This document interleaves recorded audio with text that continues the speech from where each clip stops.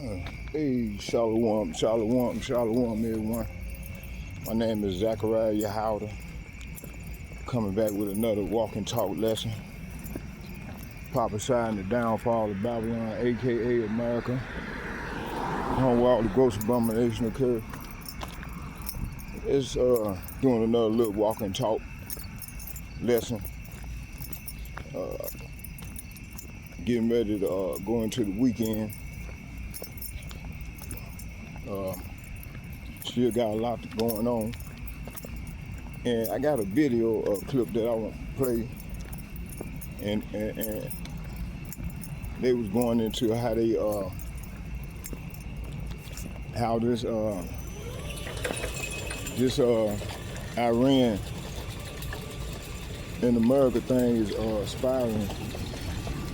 It's escalating. You know, right now they done went out the water, the water supply here in the infrastructure. They done tapped the infrastructure, the water infrastructure.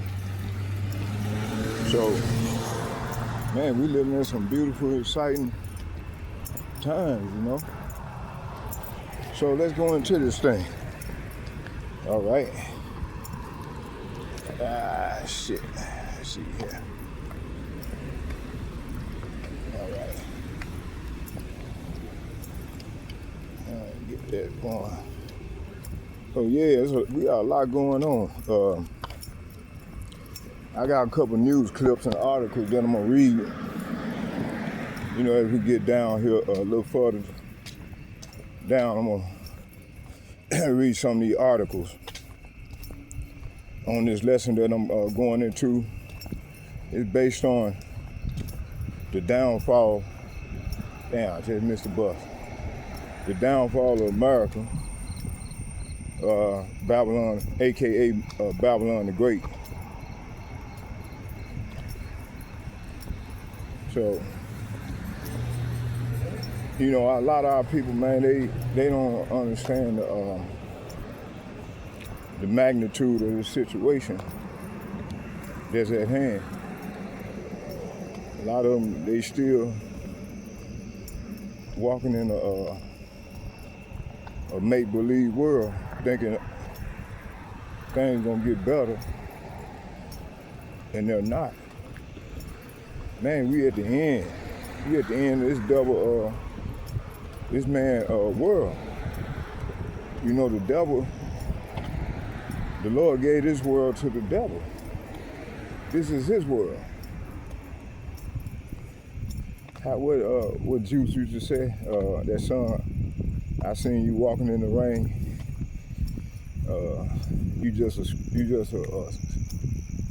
How was it? This is my world. You just a squirrel or something. I forgot the name of that phrase. So I lost my train of thought just at that moment. But anyway, yeah, man, we here. This thing is going down, Jack. And man, the Lord is putting a squeeze on this place, shaking things up.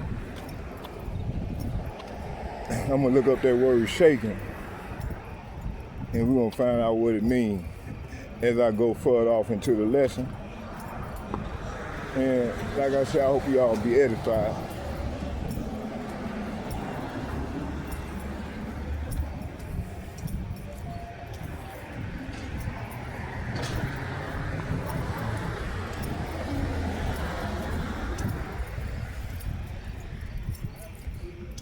Trying to wait till I get up at the bus stop, cause I got my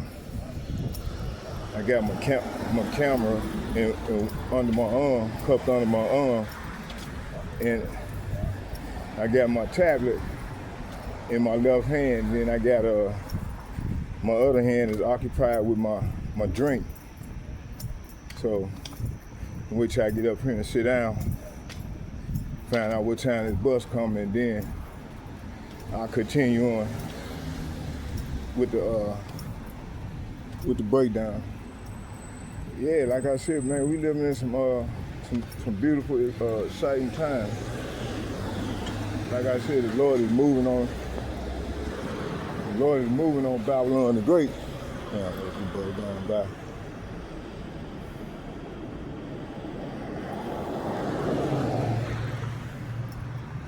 Yeah, the Lord is moving on Babylon the Great, man.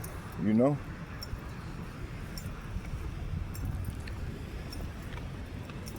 Okay. I'm gonna go into this thing when I get up here. See what kind of schedule coming.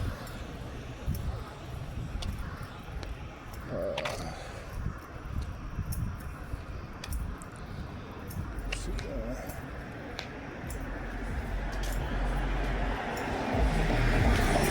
9:41, 23 minutes.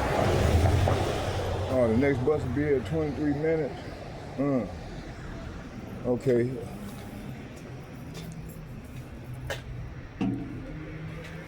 So yeah, let's go into this thing. So, I can't hear.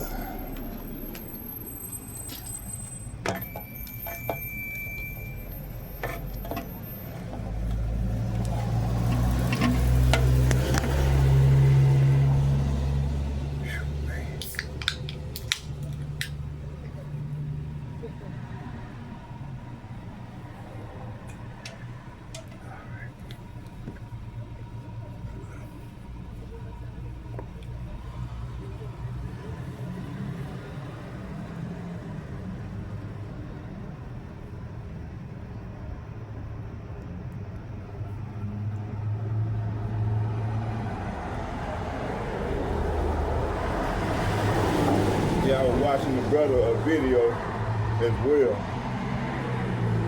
And before we start, let's do this here.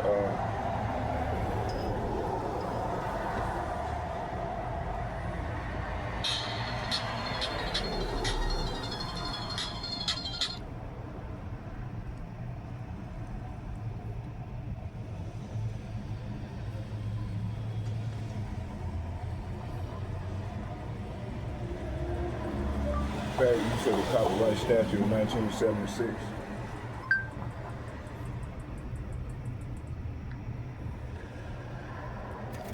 So fair use under the copyright statute of 1976. There we go right there. It says, Section 107 of the Copyright Act of 1976 codified the fair use doctrine into U.S. federal law. Codified the fair use doctrine into U.S. federal law. It allows limited use of copyright material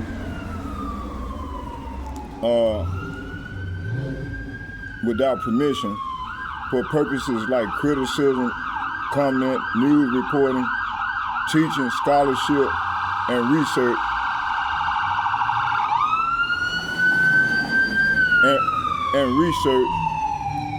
judged by 4 specific balancing factors. Okay, here they go right here. That's 2. Okay. I go the rest of it right there.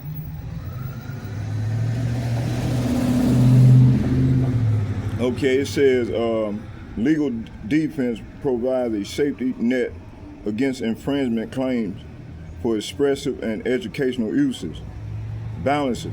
It says protects free expression rights alongside the exclusive rights of copyright owners. So the 4 factors statutory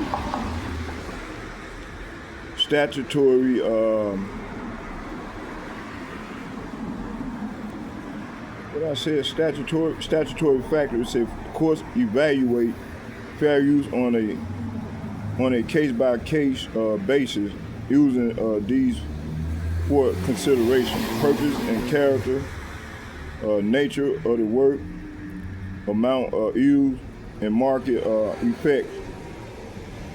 So I got something it's strictly for Purposes like criticism, comment, news reporting, which all I'm gonna be doing teaching, scholarship, and research. All right. So fair use, fair use. All right. That's I had a video that I was checking out, and I wanted y'all to check out.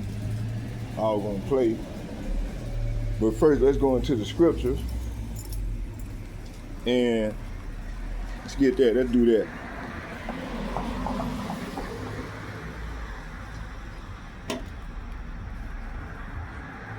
All right, let's go.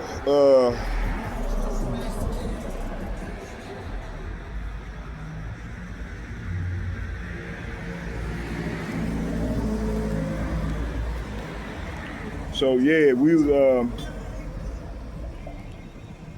I haven't gave it a name yet, but I'm gonna think of a name to give it a lesson. But let's start.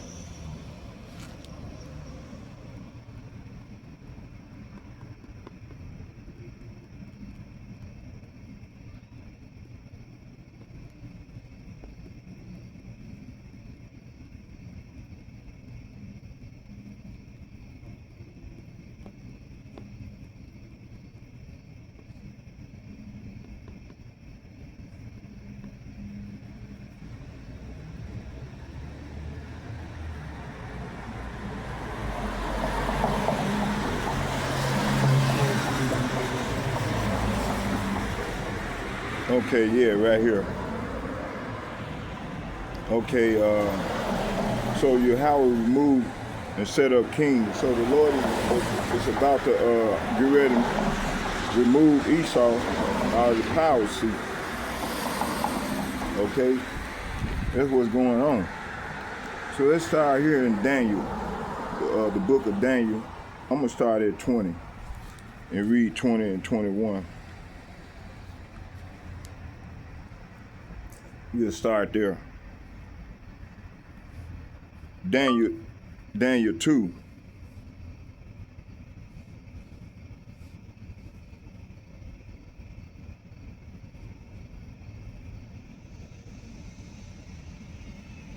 The secret is revealed to Daniel. It said, then was a secret revealed unto Daniel in the night vision. Then Daniel blessed the God of heaven. Daniel answered and said, blessed be the name. Say what? Blessed be the name of Yahweh Ba'ashem Yahushua forever and ever. It said, for wisdom and might are his. See? So wisdom and might are the Lord, Yahweh Ba'ashem Yahushua, who y'all ignorant call Jesus Christ. And here go the point right here. It said he changeth times in the season, and he removeth kings, and he set up kings. He giveth wisdom unto the wise, and knowledge to them that know understanding. See? All right, so this is what's going on right now, man. The Lord is from ready to remove Esau out of that, Edom out of that power seat. All right. So let's go to Ecclesiasticus chapter 10, verse 14.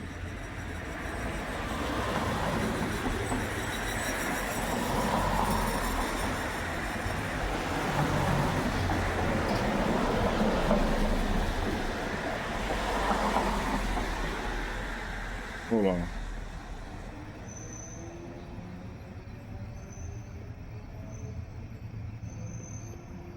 Let's go here. Hold on. Let me see something here. I just do it right here. Get it right here.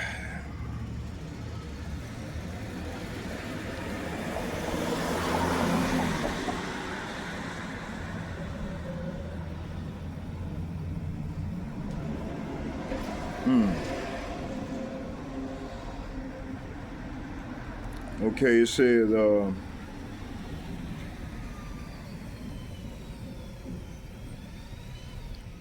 Daniel chapter 2, verse 21. Okay, he changed the time and the season, and he removed kings and set up kings. He giveth wisdom unto the wise and knowledge to them that know understanding.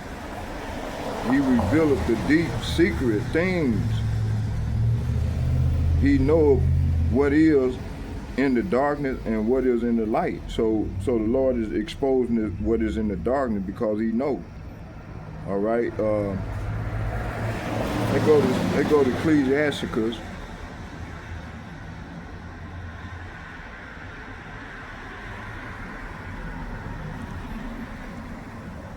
Ecclesiasticus chapter 10. Ecclesiasticus chapter 10, verse, hold on here. Come on, bro, let me do my work. Verse, I'm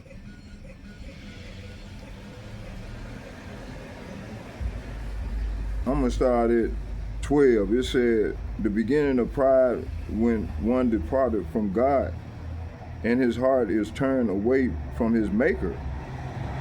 For pride is the beginning of sin, and he that have it shall pour out abomination. And therefore the Lord brought upon them strange calamities and overthrew them utterly. Hey, this wasn't the great that happened to Esau and him and his nation, man, his seed. Hey, these at least they know this. You know, they know what's been the great to go down.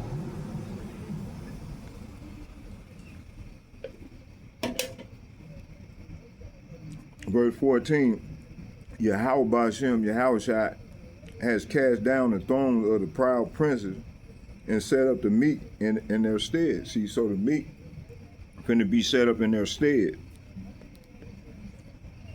So Daniel established a direct principle concerning the authority of Yahweh over earthly rulership.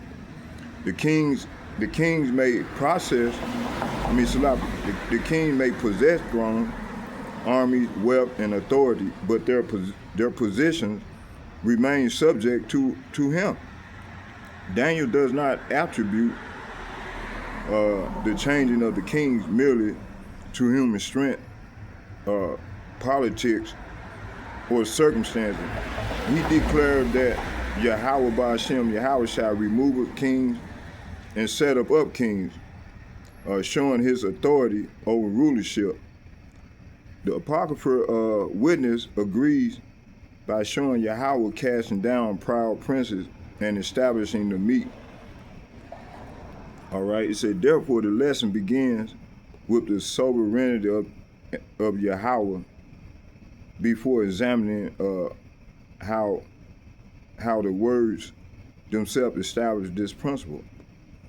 Let's start right here, remover. That word remover is adah, and it's H5709. So Daniel in chapter 2 verses 21, Daniel is written in Aramaic. It said, so these key words are technically Aramaic rather than Hebrew. Strong's 5709 carries the sense of passing away, removing, or deposing. All right, it says, Daniel chapter 5 verse 20, it says, but when his heart was lifted up, his mind hardened in pride, and he was deposed from his kingly throne, and they took his glory from him. So to remove means that a person can be taken out of position he once occupied. See, hey, this wasn't ready to happen to Esau either. Daniel shows that earthly authority is therefore not permanently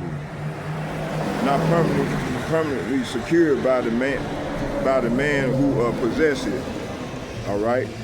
Nebuchadnezzar had tremendous power. Yet his pride did not make him untouchable. Yahweh, by Hashem, Yahweh Shai demonstrated that a king could be brought down from position he possessed. This directly illuminates Daniel 2, chapter 21, where Yahweh is declared to be the one who removed the kings. The spiritual lesson is that man should never mistake temporary authority for absolute authority, all right? To take away or cause to pass away, that's Daniel chapter 4, verse 31. Let's get that. It said while the word was in the king's mouth, there fell a voice from heaven saying, O King Nebuchadnezzar, to thee, it said, to thee it is spoken, the kingdom is departed from thee. So here the removal becomes even clearer because the king itself departed from the ruler. So Nebuchadnezzar's position could not preserve him when Yahweh determined his authority, determined that his authority would change. The king's earthly position was therefore subject to a higher authority than his own throne. This demonstrates the principle behind Daniel 2:21. Yahweh controlled and the transfer of removal of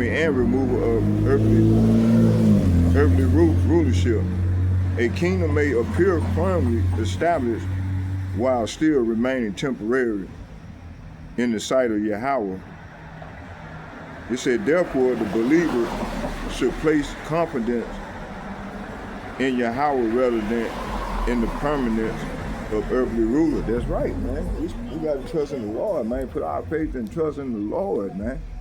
More so now than ever. So that word kings, plural, is Aramaic, and it's Melech, which is H4430, meaning ruler. All right, it said this matter is it said Daniel chapter 4, verses 17. It said this matter is by the decree of the watchers and the demand by the word of the Holy One, to the intent that the living may know that the Most High ruleth in the kingdom of men and giveth it to whithersoever he will, and set up over it the basis of men. So the Lord set up, this man here is the basis of men, man, that's ruling over us, man. That's in the policy. It said a king is a ruler possessing authority over people and kingdom. A kingdom, yet Daniel chapter 4, verse 17 established that even the kingdom of men remains under the rule of the Most High. It said existence of a king therefore does not mean that the king possesses independent sovereignty. Yahweh can give rulership to whomsoever he wills, according to his own purpose. This connects directly back to Daniel 2:21, where he removes kings and set up kings. This lesson is that earthly rulers operate beneath the authority of the one who rules above them. Let's get that word set up. That word set up is Quam 9666, which means to establish, to raise, establish, set up. Daniel chapter 2, verse 44, it reads, and it said, in the days of these kings shall Yahweh Ba'ashem, Yahushua of heaven set up a kingdom which shall never be destroyed. So the Lord can really set up a kingdom that never will be destroyed. And this is where we at right now, you know.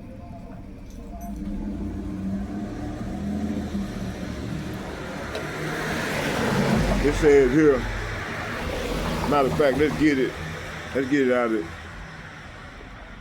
Daniel chapter 2, verse 44. And it reads, say, in the days of these kings, Yahweh Ba'ashem, Yahushua, it said, kings shall the power of heaven. The power of heaven is Yahweh Ba'ashem, Yahushua himself, set up a kingdom which shall never be destroyed, and the kingdom shall not be left to other people, but it shall break in pieces and consume all these kings, and it shall stand forever. See, hey, this is what's coming, man. This is what these elites trying to stop. All right. So to set up is the opposite movement from removing. It said one is taken down while another is established. So Daniel chapter 2 verse 44 is demonstrate that Yahweh possesses power not only to remove earthly authority, but to establish what he purposes. The ultimate example is the kingdom established by Yahweh Ba'ashem, Yahushua, the power of heaven. All right, this give greater weight to Daniel 2:21, because Yahweh's authority is not merely destructive. He established according to his purpose. Earthly rulership therefore remained temporary when compared when the kingdom Yahweh establishes. All right, it says the spiritual lesson is to recognize that what established cannot be overturned by human ambition. Let's go into Ecclesiasticus chapter 10, verses 14.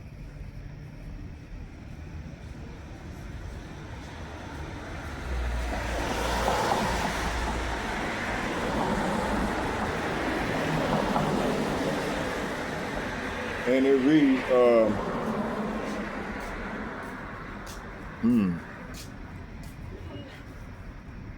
don't know, this one says 11 minutes. What the hell did I read? It said 4. Again, me. 2 and 7. Y'all bear with me here. It's not giving me the right translation.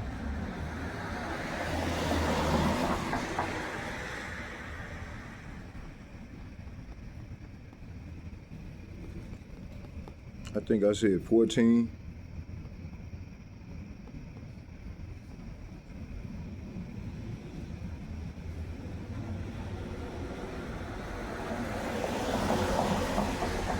Hold on, y'all. It's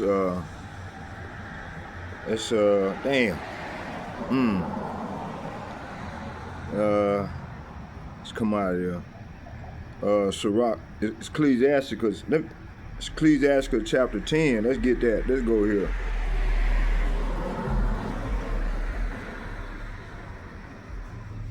It's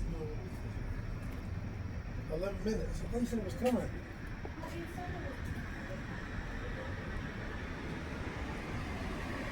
Ecclesiasticus chapter 10, verses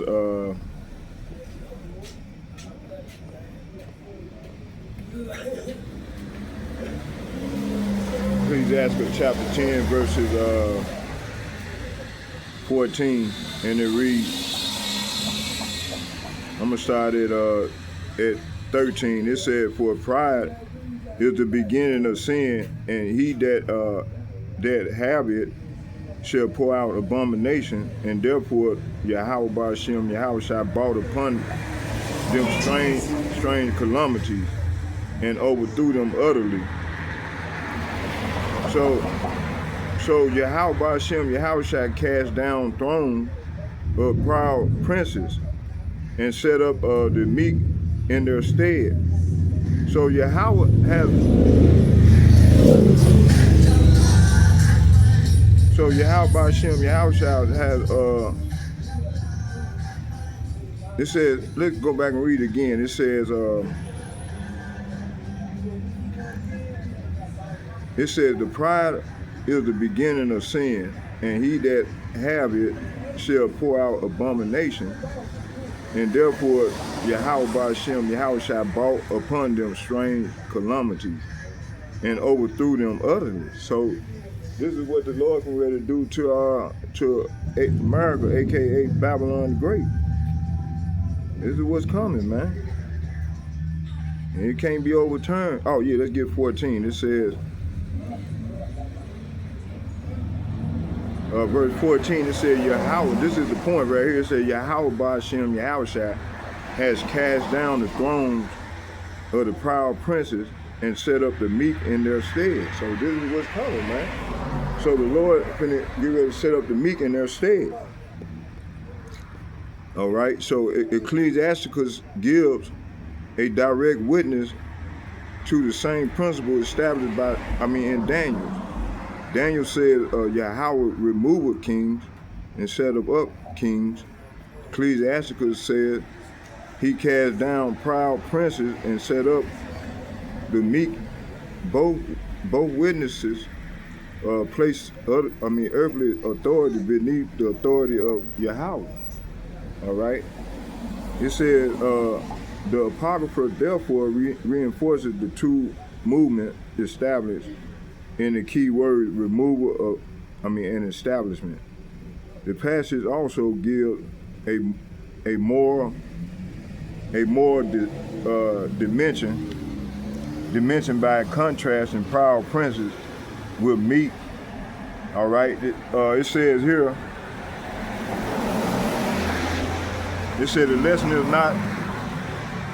is not to identify a particular modern ruler as a predetermined prophetic fulfillment, but to understand the enduring biblical principle that earthly thrones remain subject to Yahweh. See, so that word Daniel conclusion, the unit conclusion, Daniel 2:21 established the foundation.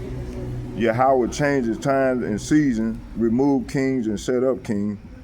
Removal is H 5709, it shows the rulers can be deposed and authority can depart from them. Kings is H 4430 that identify the earthly ruler whose authority remains beneath the Most High.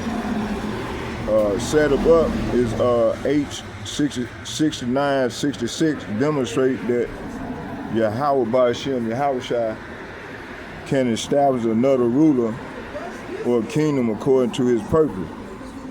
Ecclesiasticus chapter 10 verse 14 confirmed the same principle and declared that Yahweh cast down proud princes and set up the meek.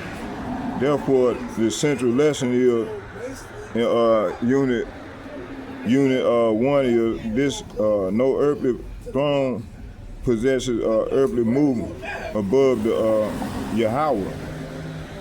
He alone, his ultimate power is to remove, establish, and determine the course.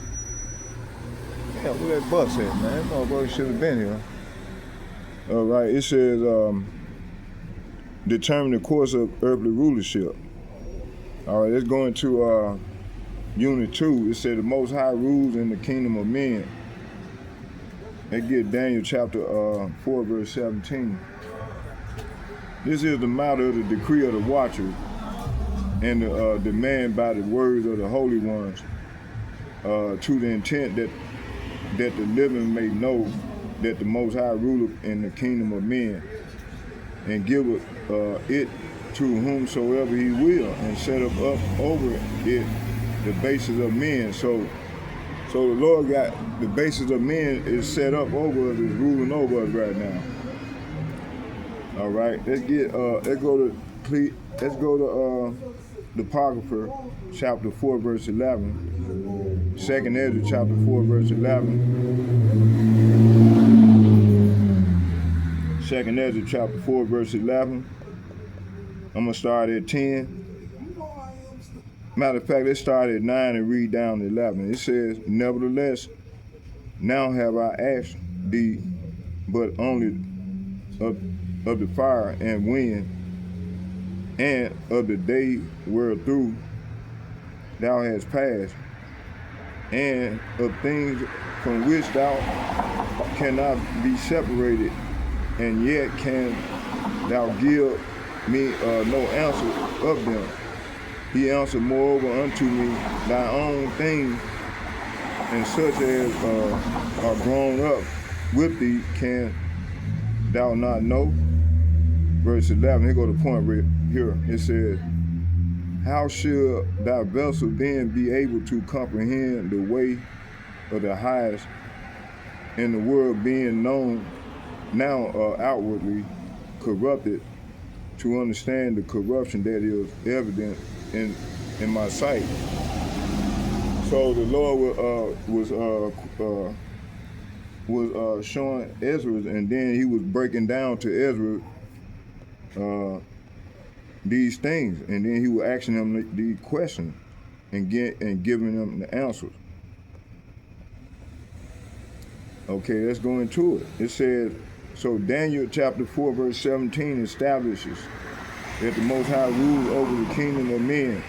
Earthly government therefore operates beneath the authority of Yahweh, not independently from him.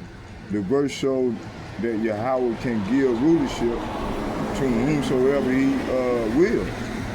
This teaches, damn, where that damn bus at, man? Yeah. It said this verse shows that Yahweh can give rulership to whomsoever he will. This teaches us that human authority is limited, temporary, and ultimately subject to divine authority. All right, the Apocryphal witness reinforces the order and measure by which Yahweh governs his creation. We therefore examine the key words to understand exactly what this precept established. So that word is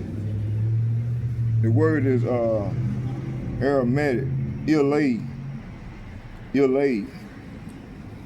It said H5943, meaning the Most High / Supreme, as Daniel chapter 4 verse 34. Let's get it. It reads, and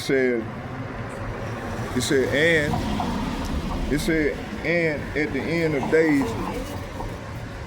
of days, I Nebuchadnezzar lifted up my eyes unto heaven, and my understanding returned unto me, and I blessed the Most High, and I praised and honored him that liveth forever, whose dominion is an everlasting dominion, and his kingdom is from generation to generation. So the title Most High established Yahweh is being above every earthly authority. Nebuchadnezzar learned that his own kingdom could not compare with the everlasting dominion of Yahweh. The king's understanding returned when he acknowledged the one whose kingdom is everlasting. See, so the Lord has stripped this man of his understanding, his wisdom. All right, it said, and see, this is what he done did to Esau as. That's why he asked the question, is there any more wisdom in Tema? Matter of fact, let's get it. Let's get that real quick before we to add on to this point.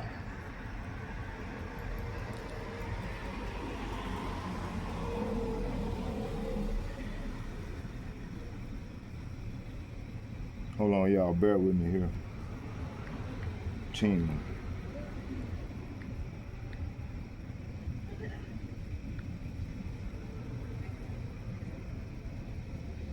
It says, Jeremiah chapter 49, verse 7, and it reads, concerning Edom, it said, thus saith Yahweh Ba'ashem, Yahweh Shai of hosts, is wisdom no more in Teman?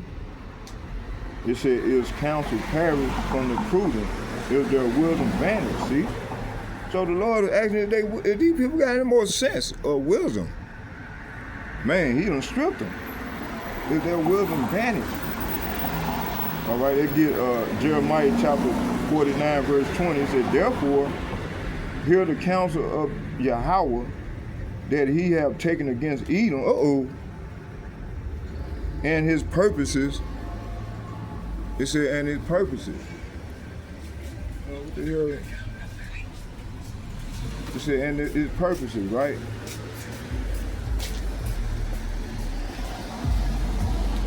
It said, and his purposes, right? It said, therefore, hear the counsel of Yahweh that he have taken against Edom, and his purposes that he have purposed against the inhabitants of Teman. See? Surely the least of the flocks shall draw them out. Surely he shall make their habitation desolate with them. See? So the Lord can ready, matter of fact, he's moving on these people right now. He's on prophesying. Amos chapter 25, verse 30, Salapia, Ezekiel chapter 25, verse 13. And it reads, it said, therefore, thus saith Yahweh Ba'ashem Yahweh Shai, power, I will also stretch out my hand upon Edom. Say what? I will also stretch out my hand upon Edom. Man, is that the boat? Man, what they got there? That boat must have had an accident or something. That probably should have been here.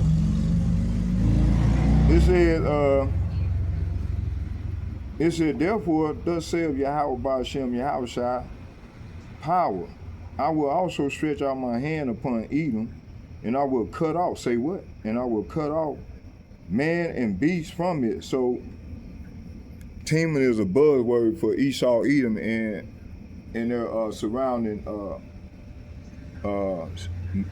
governments that they rule under, over, which America is on that hit list.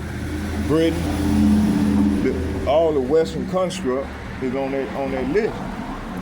All right, it says, I will also stretch out my hand upon Edom, and I will cut off man and beast from it, and I will make it desolate from Teman, and they of the Dan shall fall by the sword. See? Amos chapter 1, verses 12. And it reads, it said, and I will send a fire upon Teman, which shall devour the palaces of Bosra. See? Bosra is another word, buzzword for Esau, Edom. All right? It says, that's Amos chapter 1, verses 12. Obadiah chapter 1, verses 9 reads, it said, and thy mighty men, say what? And thy mighty men, O Teman, shall be dismayed to the end that everyone of the mount of Esau, say what? To the mount of Esau may be cut off by slaughter, see? So these elites, they know these things, man. That's why they working hard, because they know they only have a little time to fulfill their New World Order agenda. And that shit ain't working. I'm reading it right here. It says, see, the Lord gonna come down on them soon as they think they deem they plan a success.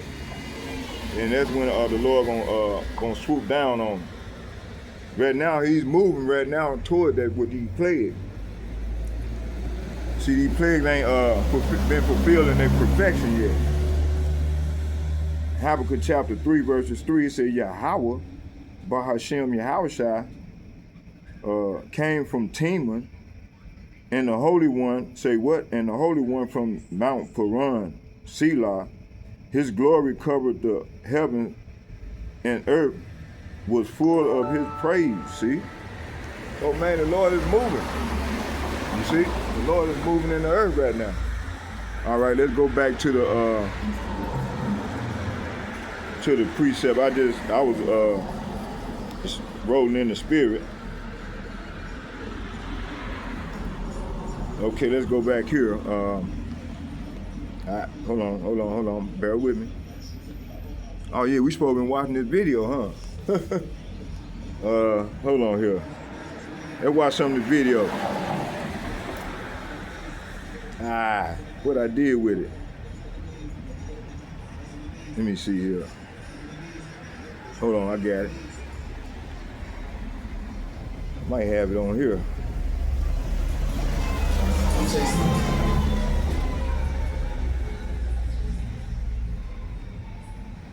Y'all bear with me here.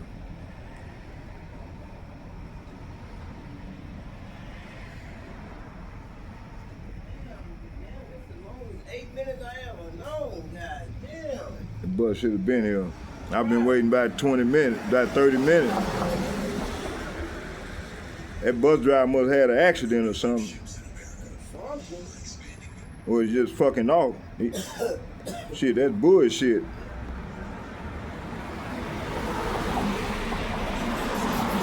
They figured tonight is Friday night, let's party.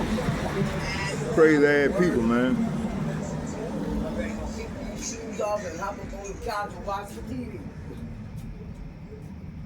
See here, it says.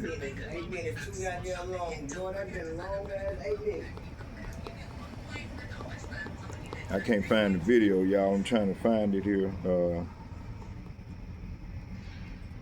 Hey, hold on, I think I know where I put it at. Oh yeah, it's right here. Hold on, I got it right here, y'all. Hold on.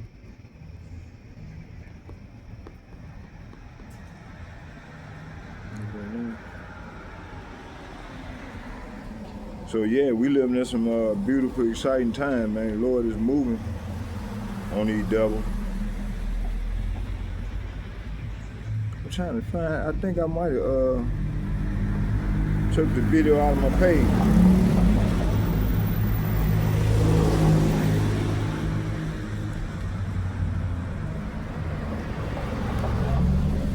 Hey, pull this video up for me, please.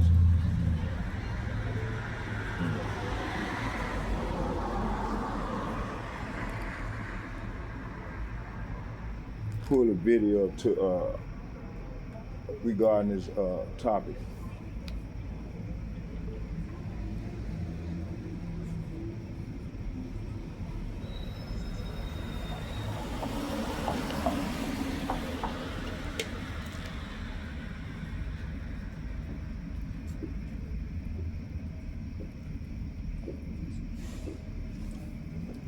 Shit, covered my clothes, man. Damn.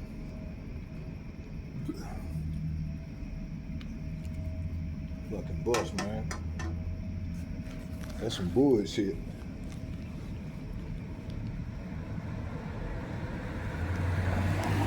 All right, let's keep going.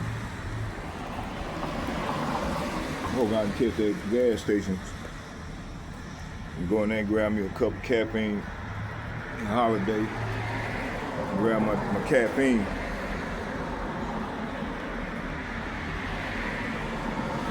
All right,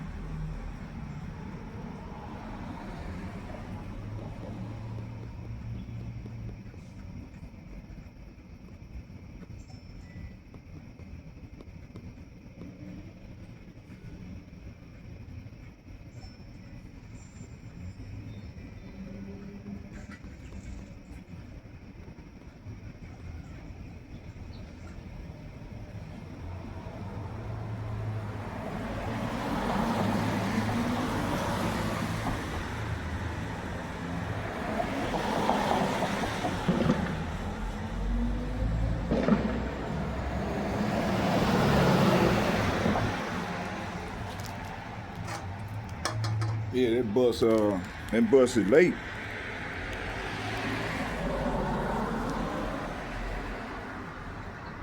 I don't know how it's supposed to be that damn late like that, man.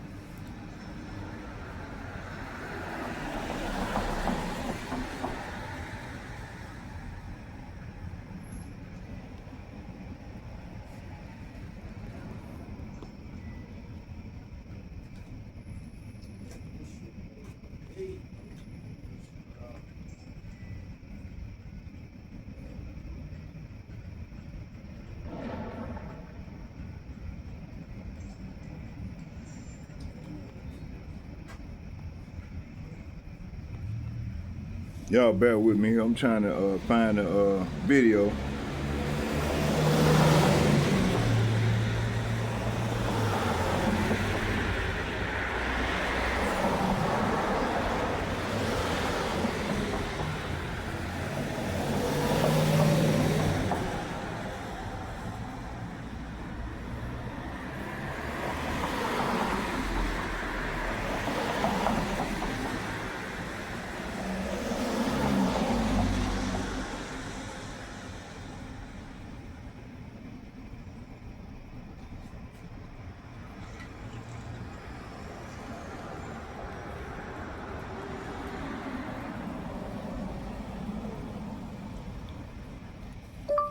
Hey, found the video clip for me for this video clip.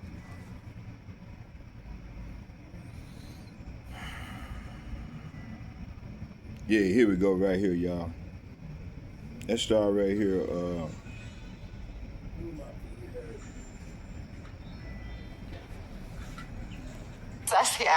Con la agenda internacional nos vamos hacia los Estados Unidos. ¿Por qué? Porque Estados Unidos está queriendo bajar el precio del petróleo y, por así decirlo, también es una forma de frenar el impacto, ¿no?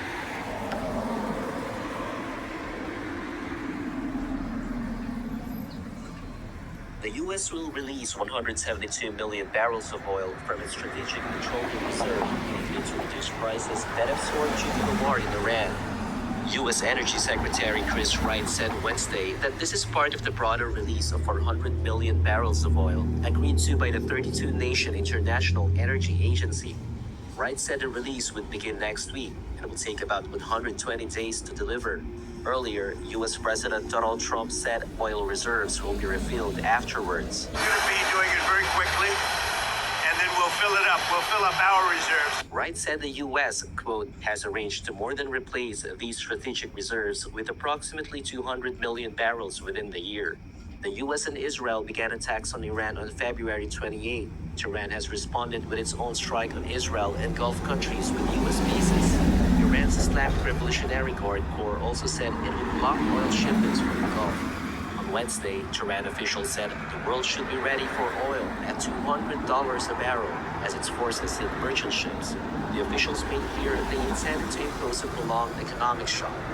Oil prices climbed again on Thursday in response, with the international benchmark Brent up around 35% just this month. Okay, so yeah, man, we here, man. This thing finna escalate. That's just one of. We're gonna watch another one here, but let me go back into the scripture.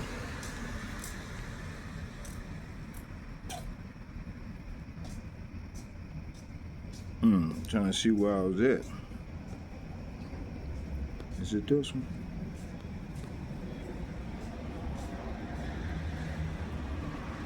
Yeah, I think it's this one. Man, this bus is late as hell, man. What the fuck?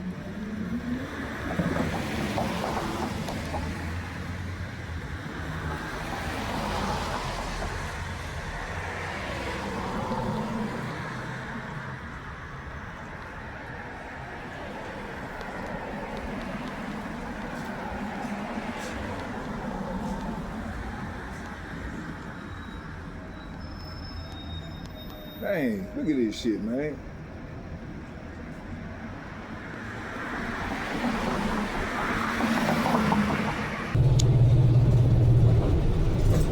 All right, I'm back, y'all. Let's get it. So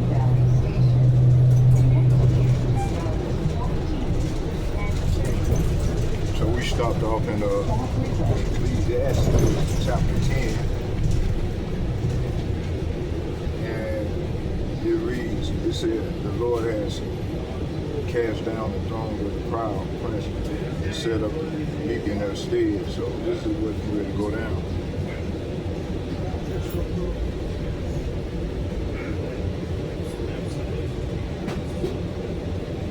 So it says here, Ecclesiastes give us a direct witness to the same principle established by Daniel. Okay, Daniel says Yahweh remove a king and set him up kings and set him up king. So, it said Ecclesiastes say he cast down the proud president and set him up meek. So both witnesses places earthly authority beneath the authority of Yahweh. Prophet before reinforces the true movement established in the key words removal and establishment. It said this passage also give a more dimension by contrasting proud princes with the meek. So the lesson is not to identify a particular modern ruler as a predetermined prophetic fulfillment, but to understand the enduring biblical principle. All right, it says that earthly throne will remain subject to Yahweh.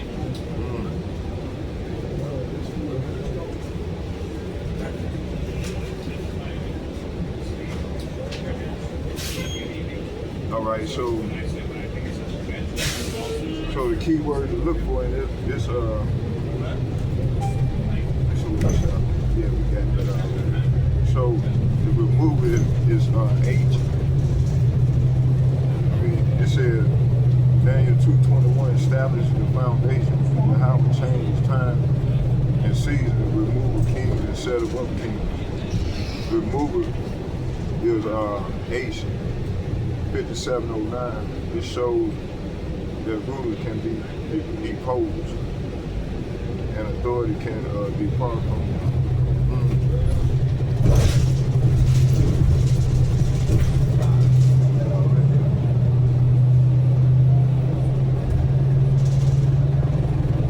All right, let's keep going. It says here,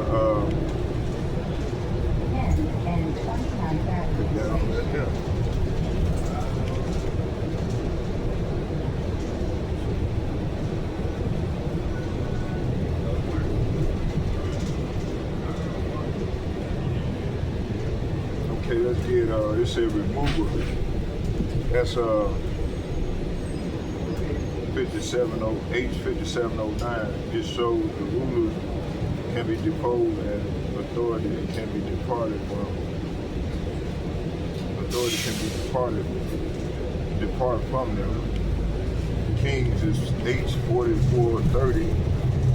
Identifies the earthly ruler whose authority remains because of the Most High. Okay, set up is H 6966. It says demonstrate that Yahweh can establish another ruler or king according to his purpose. So this is what's ready to play out, you know, in the overall picture.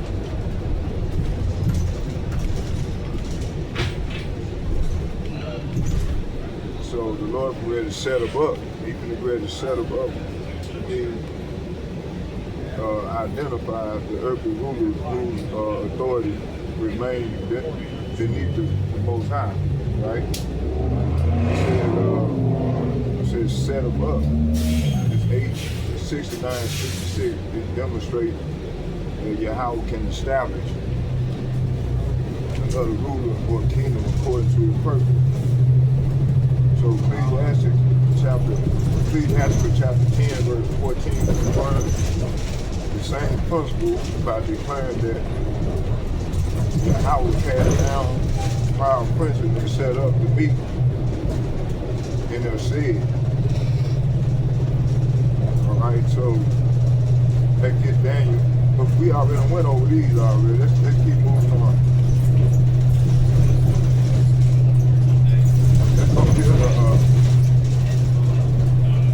matter of fact, I think we stopped at let's get some verses we haven't touched here. Let's go right here. Let's get Daniel chapter 4. The Most High rules over earthly kingdoms. It said they that shall drive free. It said that they shall drive thee from men, and from the dwelling shall be the beast of the field. So the Lord, man, he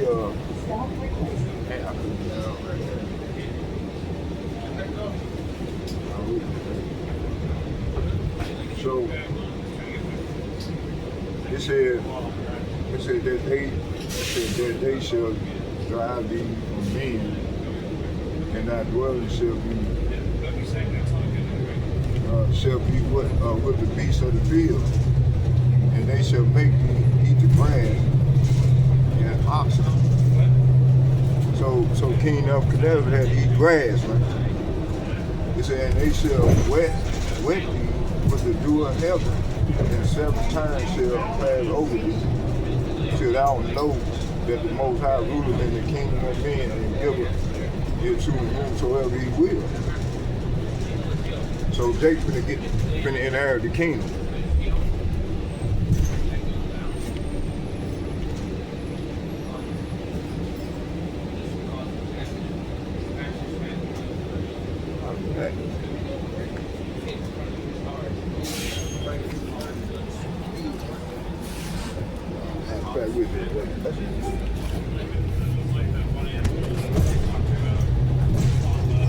Okay, let's keep going. It says here, it says Daniel give a direct witness concerning the authority of Yahweh over earthly government. Nebuchadnezzar was a powerful king, yet his authority remained beneath the Most High. Yahweh allowed him to experience humiliation until he understood who truly ruled. So the lesson is not merely that Yahweh watches earthly kingdoms, but that he exercises authority over them. Ecclesiastes confirmed that this by placing the power of the earth in the hand of the Lord. Therefore, we can now examine the new words, the key words that establish. Let's sit back here. Let's go sit back here. Y'all bear with me here. I don't know how that happened. All right, let's keep going. Let's keep going.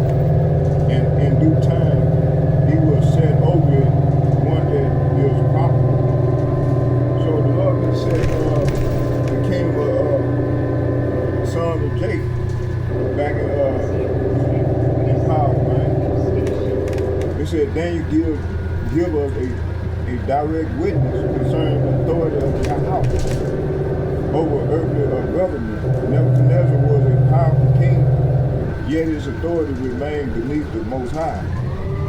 Yahweh allowed him to experience humiliation until he understood who truly, hold on y'all, who truly ruled in the kingdom of men. All right?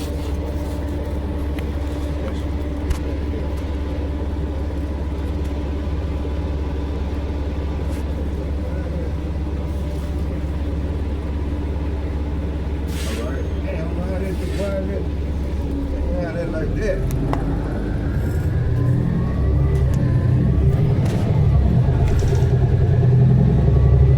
All right, so they keep going here. And like I heard, the word Most High is Allah, Yah.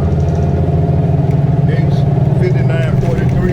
It means the highest Most High. Daniel 4:34. It said, at the end of days, it said, at the end of the days of I Nebuchadnezzar lifted up my eyes unto heaven, and my understanding returned unto me. And it said, and I blessed the Most High, and I praised and honored him that liveth forever, whose dominion is an everlasting dominion. So this kingdom is from generation to generation. So the title Most High established Yahweh is being above the earthly ruler. Nebuchadnezzar had to learn, well, I would say he had to learn the hard way, that his own authority was not ultimate. All right, his kingdom could be interrupted, his understanding could be removed, and his position could be humbled. You see. Yet the dominion of the Most High remains everlasting from generation to generation. So this connects directly to Daniel 4:25, because the Most High is the one who rules in the kingdom of men. The edification is to recognize that no earthly throne can rise above the Most High authority. It says shalit, and strong, that word is ruler, is shalit, H79, 90. It says to have authority, to rule. That's Daniel chapter 4, verse 32. It says, and they shall drive thee from men, and thy dwelling shall be with the beasts of the field. They shall make thee to eat the grass, the oxen, and the and 7 times shall pass over thee until thou know that the Most High ruleth in the kingdom of men, and giveth it to whomsoever he will. So that's why I said King Nebuchadnezzar had to learn the hard way. All right, to rule means to possess authority over those who are subject to that rule. Daniel specifically placed this authority in the hands of the Most High. Nebuchadnezzar's experience demonstrated that earthly power could be taken away from him. This throne did not prevent Yahweh from changing his condition to humbling his authority. All right. It says here, it says the experience was designed to teach him that heavenly authority stands above man's authority. Therefore, earthly rulers should never be regarded as possessing independent sovereignty apart from Yahweh. All right?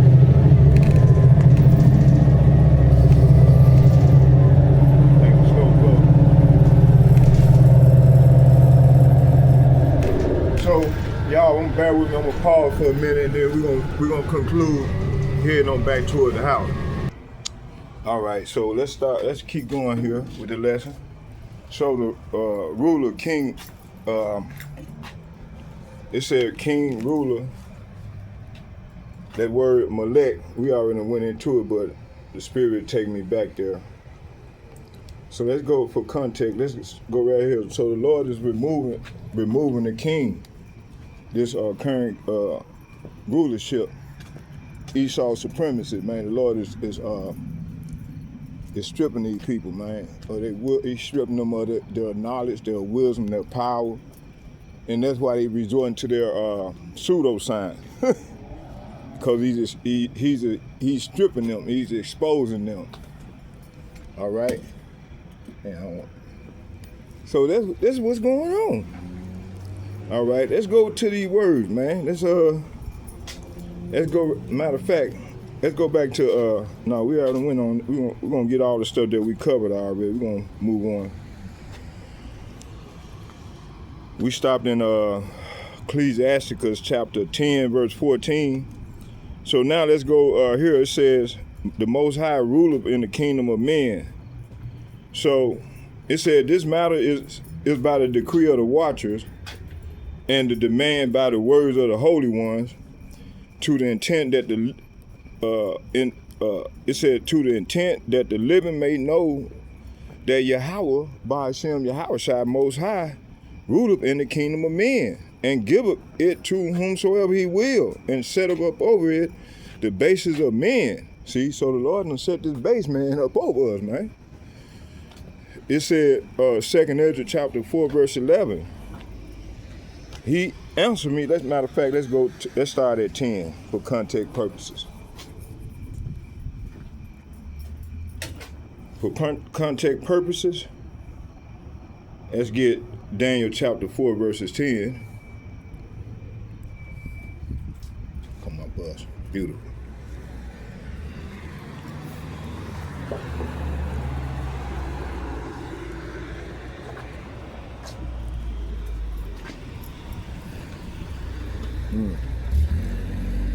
And Daddy had a car like that. I think he did, didn't it? Years ago. All right.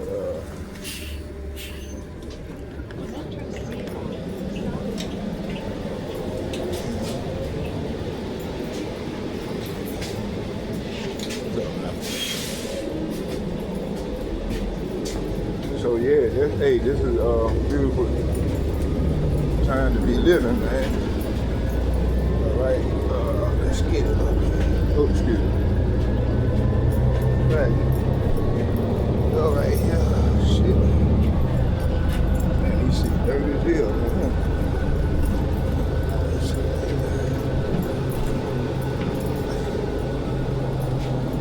Let's get back here.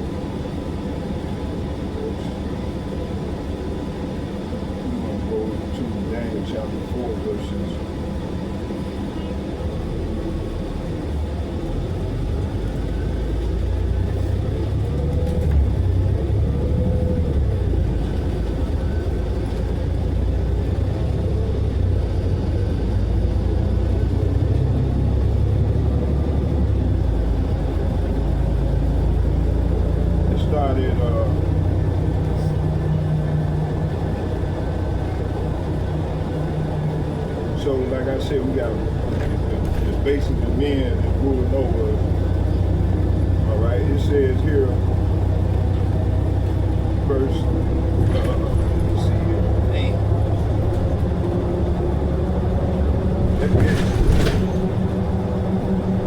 Daniel chapter 4, verse 10, it says, thus was the vision of my head in my bed, and I saw it, and behold, it said, a tree in the middle of the earth, and the height thereof was great. 11, it says, and the tree grew. And the tree grew and was strong, and the height thereof reached unto heaven.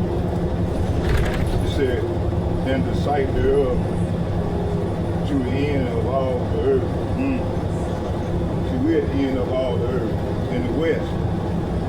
All right, it says here, so Daniel chapter 4, verse 17 establishes that the Most High ruled over the kingdom of men. Earthly government, therefore, operates beneath, it said beneath the authority of Yahweh, not independent from him.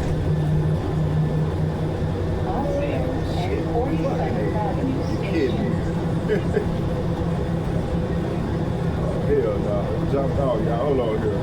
Hey.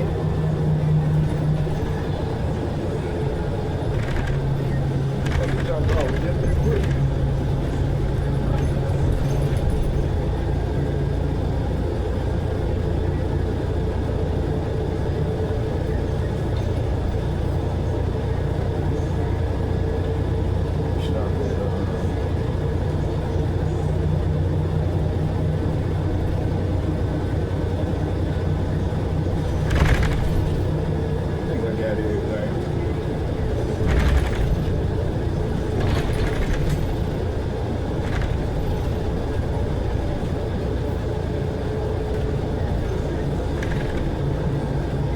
Let's go to the Most High.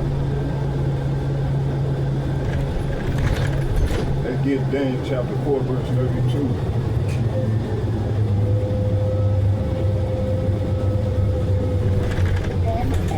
And read, it says, and they shall drive thee from men, and that dwelling shall be with the beasts of the field, and they shall make thee to eat the grass as oxen, and 7 times shall pass over thee, until they know that the Most High rule in the kingdom of men, and give it to whomsoever he will.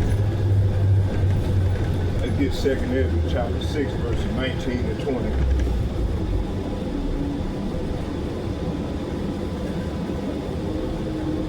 You got to be kidding me.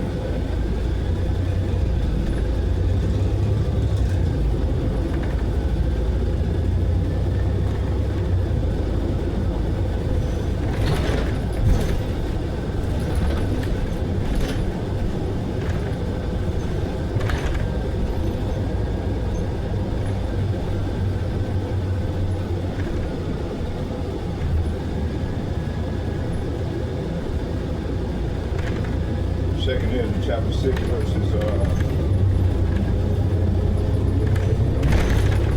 we'll start at 18 and read to 20.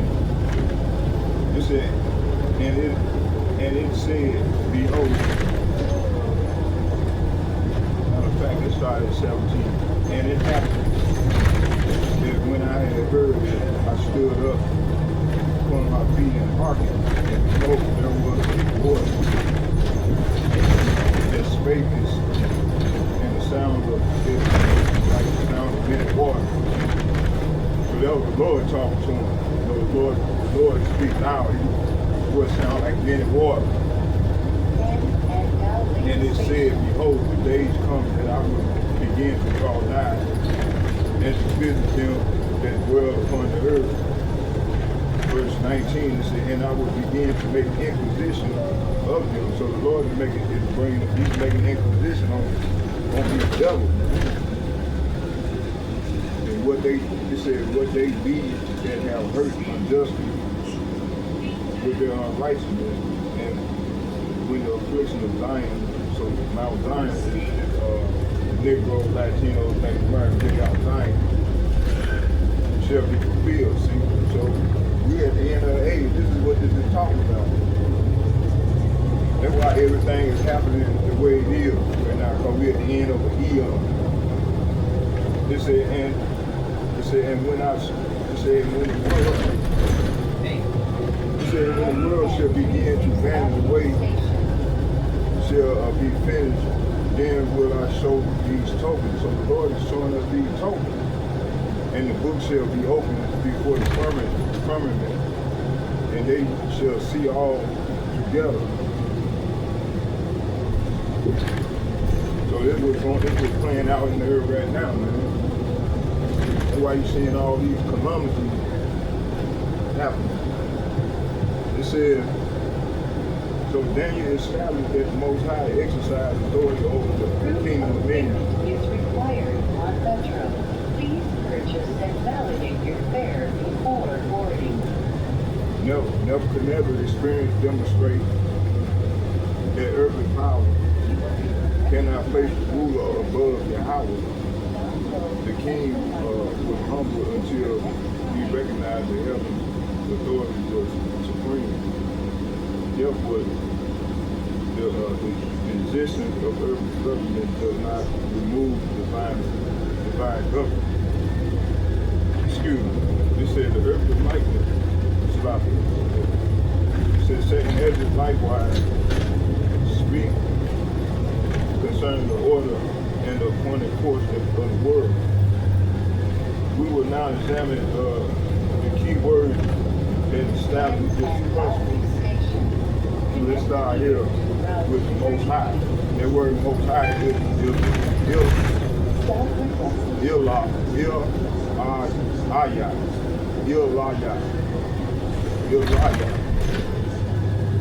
and it's strong 5943, meaning the highest, the Most High.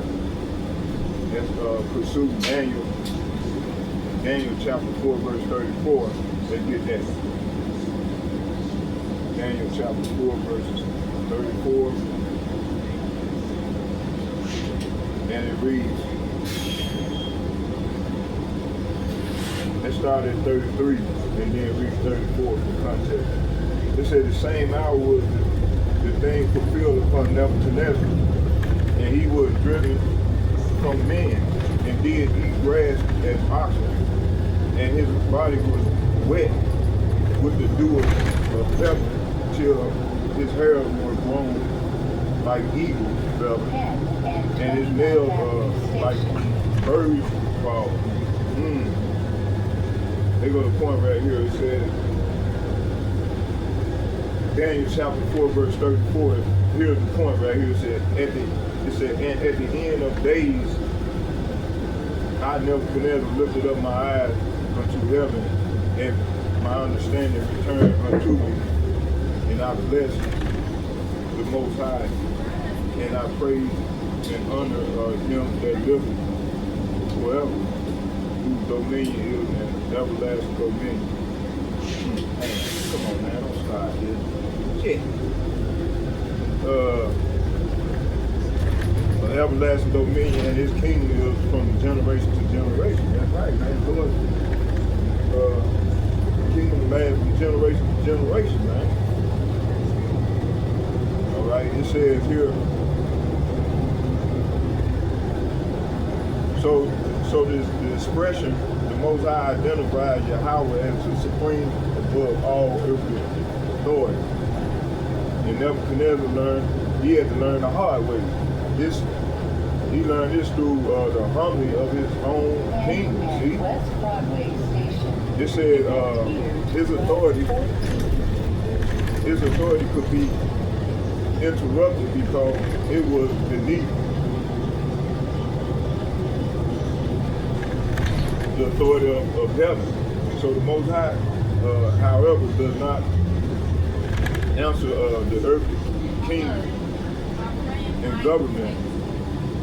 Okay, this directly established that what Daniel says the Most High rule among men. The lesson is to keep our understanding centered upon Yahweh's supreme authority. See? They get that word ruler. That word is H7981. It's Shinit, H7981, which means to have dominion, to rule. So this is what Daniel 4:34 means. And Golden Valley Station. whose dominion is an everlasting dominion, and his kingdom is from generation to generation, you see? So the rule is to exercise authority and dominion over those under that government. Daniel contrasts the temporary authority of earthly kings with Yahweh's everlasting dominion. All right, so it says here,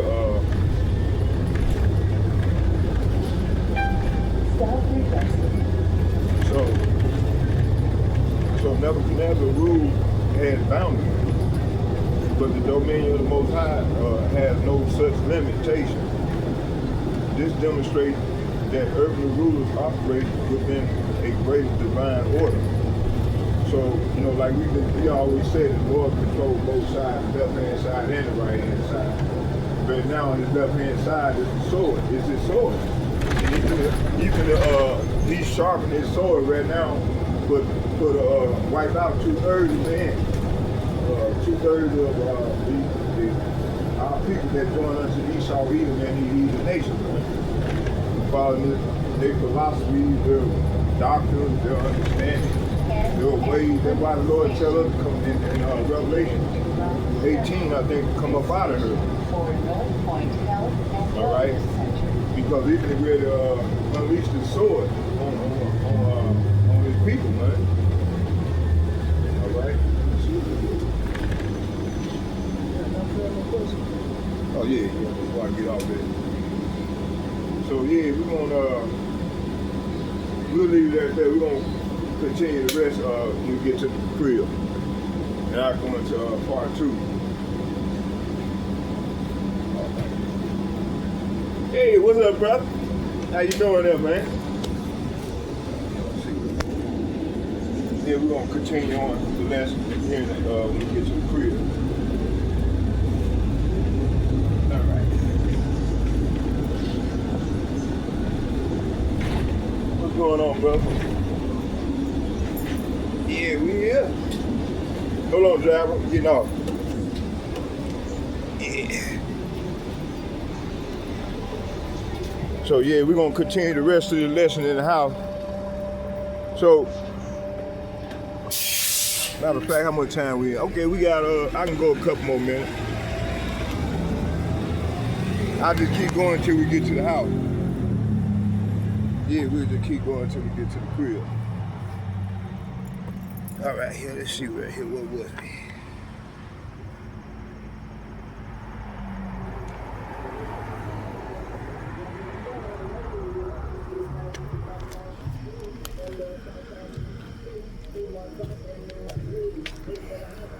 It says here, so damn, we read all this here already. I think, yeah, we got all this here. So the witness speaks of the world according to the appointed course. It says, and conclusion. All right, it says here, it reminds us that the present order is not independent of Yahweh's purpose, but Daniel established that Yahweh ruled in the kingdom of men. Damn, I do this shit. Fucking A.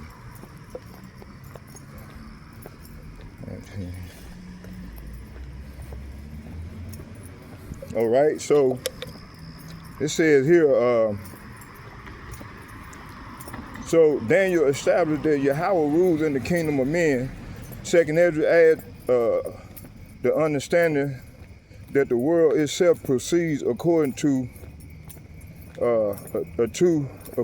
an appointed order. All right. Together, these witnesses direct our attention away from human power and towards divine sovereignty. We should therefore understand present circumstances through. It said through. We should. It said, and we should therefore understand the present circumstances through scripture. Okay, that's what it was saying. Without declaring every modern event to be prophecy. Okay, Daniel chapter 4 verses 32 establishes the Most High ruler in the kingdom of men, and the Most High Yahweh is supreme ruler. He possesses dominion, kingdom. Earthly government remains beneath his authority. So 2nd Ezra chapter 6 verse 20 witnesses to the appointed course of the world. So the central lesson is that men may govern upon the earth, but Yahweh remains the supreme ruler over the entire order of his creation. See? So that's why, we got to continue to be humble and continue to watch. Because right now the Lord is moving in the earth right now and get ready to remove these wicked rulers that's ruling the earth in wickedness right now. Okay? All right, you know what? Let's get one more. Let's get Daniel chapter 5 verse 20.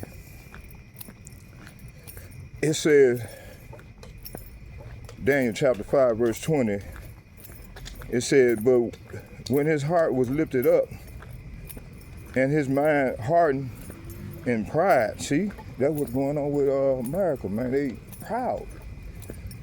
2/3 of our people that join unto this devil, proud. Okay, the Lord hate the proud more so now than ever because he's visiting, and these people getting more proud and wickeder by the day. Okay, let's read this. It said pride can cause a ruler to be removed. See, and so this is what's ready to go down. The Lord can cause this man to be cut off. All right. It said, but when his heart was lifted up, and his mind, and his mind, thank you, and his mind hardened in pride, he was deposed from his kingly throne.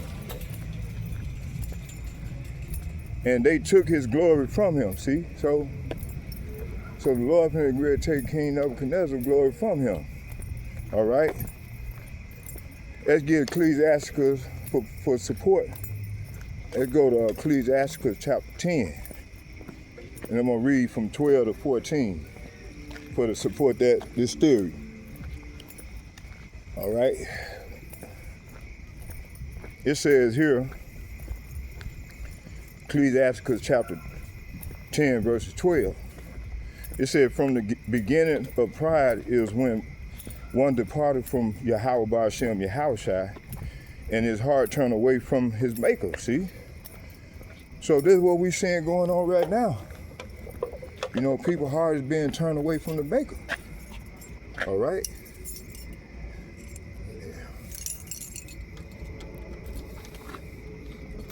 All right, here, let's see here. All right. Damn, what smell? Fucking A.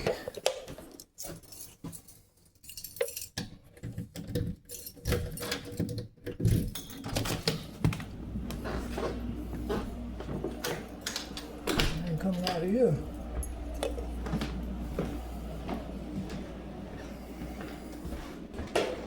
All right, so with that there, I'm matter of fact, let's just go and shut this down and we'll continue with part 2 shortly.